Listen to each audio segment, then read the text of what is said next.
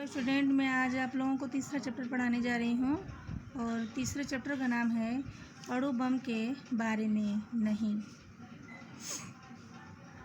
महेशपुर गांव में दो दुष्ट रहते थे।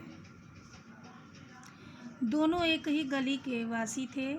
एक का घर पश्चिम की ओर था तो दूसरे का पूरब की ओर, लेकिन पड़ोसी होते हुए भी वे एक दूसरे पर बुरी तरह शक करते थे। आसपास के गांव वालों से भी उनका व्यवहार अच्छा न था। वे अक्सर उन्हें धोखा देते और लूटमार करते रहते थे। पश्चिम की ओर के घर वालों की बीवी ने एक दिन अपने पति से कहा, कहीं यह आदमी चुपके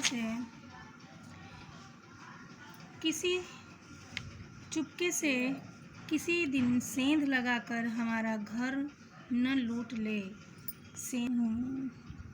चुपके से किसी दिन सेंध लगाकर, सेंध मतलब चोर द्वारा चोरी के उद्देश्य से दीवार में छेद करना, हमारा घर न लूट ले।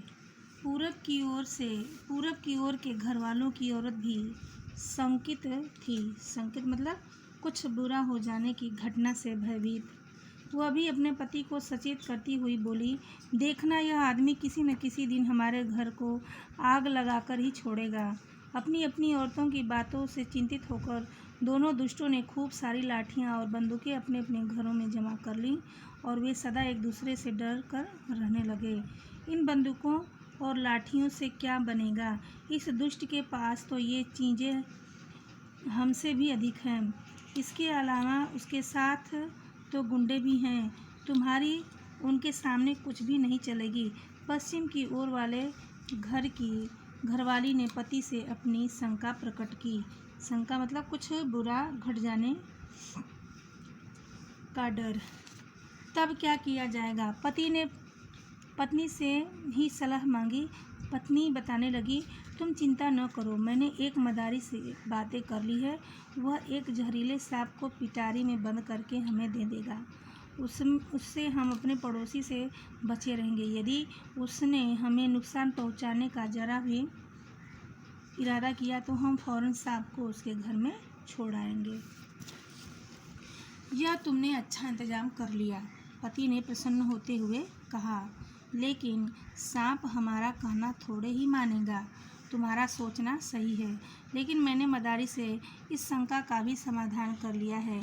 वह कहता है कि यदि हम सांप को रोज कुछ कुछ खिलाते रहें तो वह हमारे कहे में हो जाएगा, पत्नी ने बताया। पति ने फिर पूछा, लेकिन क्या मदारी की बातों पर विश्वास करना चाहिए? क्यों नहीं, हमारा मदारी कोई ऐसा वैसा नहीं है, आप निश्चिंत रहें। बस उसी दिन से वे बिना किसी को बताए चुपके अपने घर में सांप पालने लगे। मदारी था बड़ा चालाक। उसने एक अन्य पिटारी में एक दूसरे सांप को बंद किया और उसी तरह पट्टी पढ़ाकर वह उसके पूरब की ओर के घर वालों को दे आया। कुछ दिनों बाद दोनों दुष्टों को मालूम हो गया कि दोनों के पास जहरीले सांप हैं। सारे गांव में यह बात फैल गई। लोगों ने विरोध किया। इस तरह सांपों को घर में पालना गांव भर के लिए खतरे की बात है। लेकिन दुष्टों को गांव वालों की क्या परवाह थी। पश्चिम के घर वाले का कहना था कि अपनी परेशानी हम ही जानते हैं, गांव वाले हमारी तकलीफ को क्या जाने।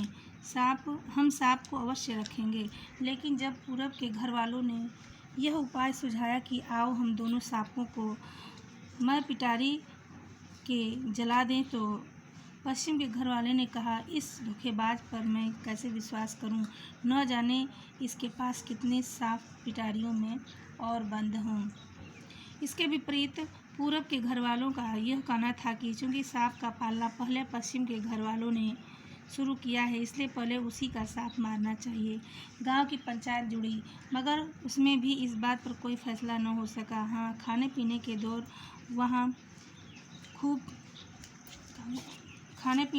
वहाँ खूब चले। नतीजा यह हुआ कि सारे गांव में भय छा गया और उन दुष्टों की तो नींद ही हराम हो गई। इसी बीच उसी गांव में एक स्वामी जी का शुभागमन हुआ। उन्होंने बताया कि तुम यूं ही घबरा रहे हो, इस झगड़े का फैसला तो बहुत आसान है। पहले एक आदमी अपने सांप को जला दे, बाद में दूसरा भी वैसा ही करे। लोगों का डर दूर हो जाएगा। यह तो डरते रहने और रातों जाग कर स्वास्थ्य खराब करने की से क्या लाभ। इस साधु बाबा को क्या पता यह दुष्ट पड़ोसी किस तरह का आदमी है। यह तो हम ही जानते हैं।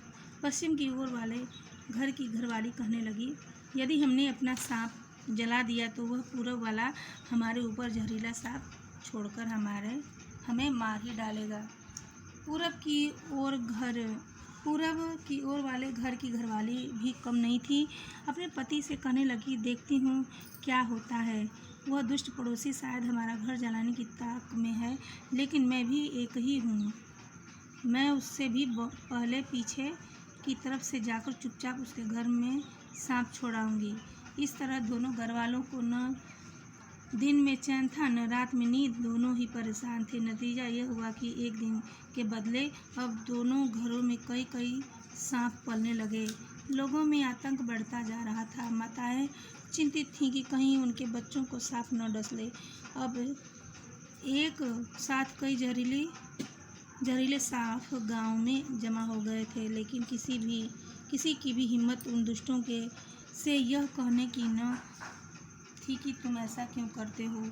दोनों की दुष्ट पत्नियों का भी बुरा हाल था। गांव के लोग भी दुखी थे। न कोई खेती पर ध्यान दे पाता था, न धंधे रोजगार पर। दैव का प्रकोप कहो या आशीर्वाद। प्रकोप मतलब अत्यधिक क्रोध।